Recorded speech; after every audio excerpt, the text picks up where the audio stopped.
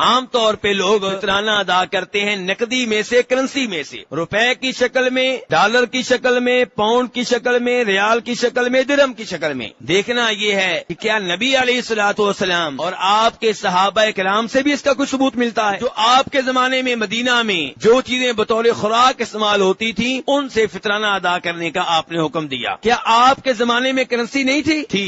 آپ کے زمانے میں درہم ہوا کرتے تھے، چاندی کے سکے، آپ کے زمانے میں دینار ہوا کرتے تھے، سونے کے سکے، لیکن آپ نے یہ نہیں کہا کہ دینار کی شکل میں، درہم کی شکل میں بھی زکات ادا کر سکتے ہو۔ نہ آپ کے کسی صحابی سے ثابت ہے کہ اس نے کرنسی کی شکل میں زکات ادا کی ہو۔ اس لیے افضل، سنت اور بہتر طریقہ یہ ہے کہ غلہ ادا کیا جائے، اناج ادا کیا جائے۔ ہاں یہ ہو سکتا ہے کہ آپ اپنے گھر کرنسی بھیجیں، آپ اپنے وکیل کو کرنسی دیں اور اس سے کہیں کہ اس سے غلہ خرید کر فقیر کو دے دینا، کیونکہ حدیث میں لفظ ویسے بھی کیا ہے، تو متن للمساکین، شریعت چاہتی ہے کہ فطرانہ مسکین کے لیے کھانا بن جائے۔ لوگوں سے آپ بات کریں گے وہ کہیں گے لو جی آپ عجیب باتیں کرتے ہیں، فقیر کیا کرے گا اتنی گندم، چاول کیا کرے گا، اس کو کپڑے چاہیے، اس کو جوتے چاہیے، اور آپ جناب گندم کے ڈھیر لگا رہے ہیں۔ میرے بھائی نبی علیہ الصلوۃ والسلام نے کہا تو متن للمساکین کہ فطرانہ اس لیے ادا کرنا ہے کہ مسکین کے کھانے کا بندوبست ہو جائے، آپ نے یہ نہیں کہا مسکین کے کپڑوں کا بندوبست ہو جائے۔